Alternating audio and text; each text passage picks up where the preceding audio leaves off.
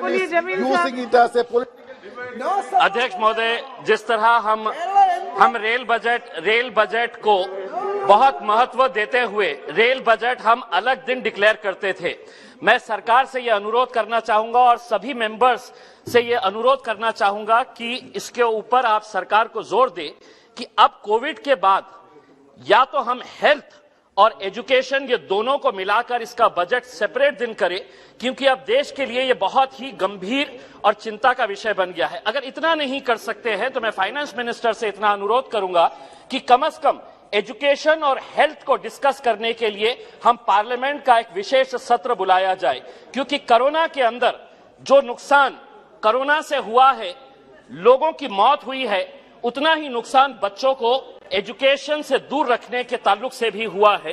तो मैं ये सरकार से ये अनुरोध करना चाहूंगा। अध्यक्ष महोदय, आप जानती है अगर पढ़ेगा इंडिया तो बढ़ेगा इंडिया, और अगर तंदुरुस्त रहेगा इंडिया तो लड़ेगा इंडिया, तमाम बीमारियों से लड़ेगा इंडिया। हमको ऑनरेबल मिनिस्टर, हम जानते हैं कि हमको ये आंकड़े बताए जाते हैं कि इस देश के अंदर कोरोना से इतने लाख लोगों की मौत हुई है, लेकिन आप भी अच्छी तरह से जानते हैं कि हर मरने वाला कोरोना से नहीं मरा है।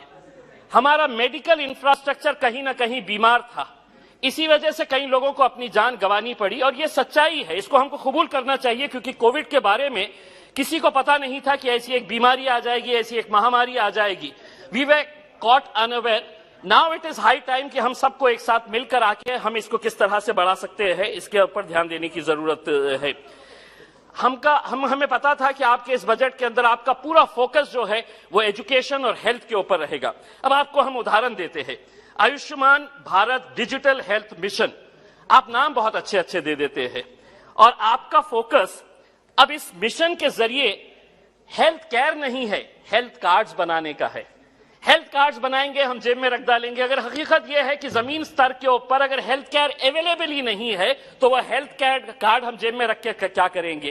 तो आपका फोकस जो है वो हेल्थ केयर को इंप्रूव करिए। हेल्थ कार्ड्स बनाकर फायदा किसको होने वाला है? बड़ी बड़ी आईटी कंपनीज को होने वाला है और कमर्शियल इंश्योरेंस कंपनीज को होने वाला है, यह हकीकत है। 2015 तक मैडम फाइनेंस मिनिस्टर एक प्रैक्टिस थी कि नेशनल हेल्थ मिशन के जरिए और नेशनल रूरल हेल्थ मिशन के जरिए जितने भी दूसरे प्रोग्राम्स आते थे, चाहे वो डिजीज कंट्रोल प्रोग्राम हो, नेशनल अर्बन हेल्थ मिशन हो, इम्यूनाइजेशन प्रोग्राम्स हो, या जितने भी नेशनल हेल्थ मिशन के अंडर में प्रोग्राम आते थे, उनको कितना पैसा दिया जा रहा है और कितना पैसा खर्च हो रहा है, इसकी जानकारी पब्लिक डोमेन में रखी जाती थी। 2015 से आपने इसको बंद कर दिए हैं। अब जब हमें यह पता करना है कि इम्यूनाइजेशन के ऊपर कितना पैसा आया है, कितना खर्च हुआ है, ये पब्लिक डोमेन के अंदर नहीं है, तो हम आपसे अनुरोध करेंगे दोबारा ये सिस्टम शुरू किया जाए। Madam Finance Minister, this is a question that everybody wants to ask. The utter lack of transparency of the PM CARES Fund, a fund that has been collected by the people of this country in the name of the Honorable Prime Minister. Why so much secrecy? क्यों इसको हम छुपा कर रखना चाह रहे हैं? क्यों इसको हम डिस्क्लोज नहीं करना चाह रहे हैं? This is a democratic country and we request the government, all funds related to PM CARES must be brought under democratic accountability. इसको छुपाने की कोई जरूरत नहीं है, पब्लिक का पैसा है, बताइएगा कितना आया है, कहां खर्च हुआ है करके। इसके ऊपर अकाउंटिंग ही नहीं होंगी, ऑडिटिंग ही नहीं होंगी, तो मेरे हिसाब से कहीं ना कहीं जब कुछ गलत होता है तो कुछ छुपाया जाता है। अगर कुछ नहीं हो रहा है तो बता दीजिएगा। दूसरा ये है national programme for mid day meals scheme. अब आपने उसको एक नए फीचर के साथ इंट्रोड्यूस किया है और उसका नाम बदल दिया है। ये नाम बहुत अच्छे अच्छे आप देते हैं। अब इस स्कीम का नाम आपने दिया है प्रधानमंत्री पोषण शक्ति निर्माण। अब ऐसा नहीं है कि मिड डे मील स्कीम के अंदर खिचड़ी दी जा रही थी और इसके अंदर कुछ काजू बादाम देने वाले हैं करके। ऐसा नहीं है कि नाम बदलने से अब बच्चे सुपरमैन होने वाले हैं करके। जो खाना था वही खाना है। स्कीम बहुत अच्छी है मैडम, हम इसका स्वागत करते हैं कि तकरीबन 12 करोड़ बच्चे इसके अंदर शामिल हैं। इनको ये खाना मिलना चाहिए, लेकिन आपने 11,500 करोड़ रुपए यूनियन बजट 2021-22 के अंदर रखे थे इसके, उसको है तो आपने रिवाइज एस्टिमेट के अंदर 11.01% से कम कर दिए। नया नाम प्रधानमंत्री जी का आने के बाद भी आपने वही रिवाइज एस्टिमेट के हिसाब से वो पैसा रखा हुआ है। ये स्कीम जब अगर हम कह रहे हैं कि बहुत अच्छी है, तो जमीनी स्तर के ऊपर फाइनेंस मिनिस्टर मैडम, मैं आपसे रिक्वेस्ट करूंगा कि पूरे देश के जितने भी मिड डे मील स्कीम की आप इंक्वायरी करवाइए। जो नेता है उनका कोई ना कोई तो भतीजा वो चला रहा है, कोई भांजा चला रहा है, कोई रिश्तेदार चला रहा है। करोड़ों रुपए का घोटाला अगर उसके अंदर आपको नहीं मिला तो मैं आपको बताता हूं, मैं महाराष्ट्र से आता हूं, मुझे भी मालूम है कि इसके अंदर कैसे घोटाले किए जा रहे हैं। बच्चों के अनाज के ऊपर, बच्चों के राशन को खाया जा रहा है। मैडम थोड़ा सा, मैडम दूसरा यह है कि यूनाइटेड नेशन जनरल असेंबली ने बढ़ती हुई चाइल्ड लेबर की पॉलिसी को देखते हुए, चाइल्ड लेबर देश के अंदर बढ़ रहा है, तो 2021 के अंदर international year for elimination of child labour declare किया।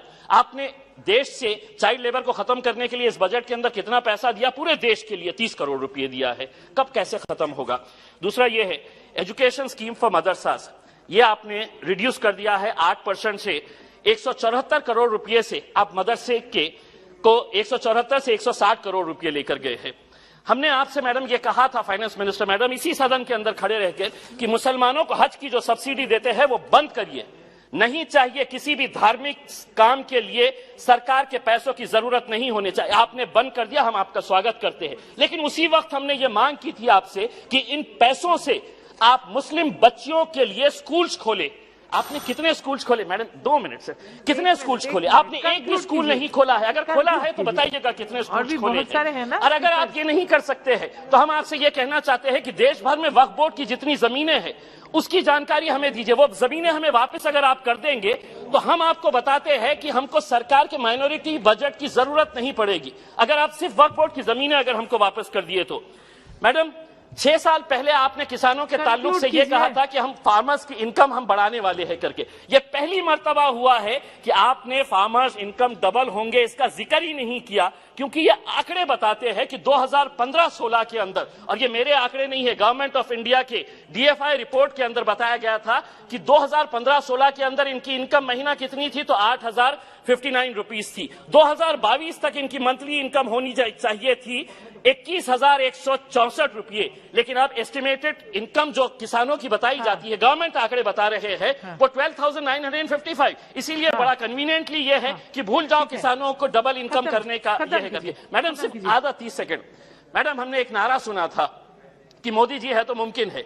ऐसा क्या चीज है कि जो रतन टाटा को मुमकिन है और वो मोदी जी को मुमकिन नहीं है? ऐसी क्या चीज है कि आप LIC को भी बेच देना चाहते हैं, बैंक को भी बेच देना चाहते हैं? देखिए रतन टाटा बहुत अच्छी शख्सियत है, हम तो चाहेंगे उन्हें देश का राष्ट्रपति बनाया जाए करके, लेकिन ये जो बेचने का काम चल रहा है इसे कहीं ना कहीं रोकिएगा।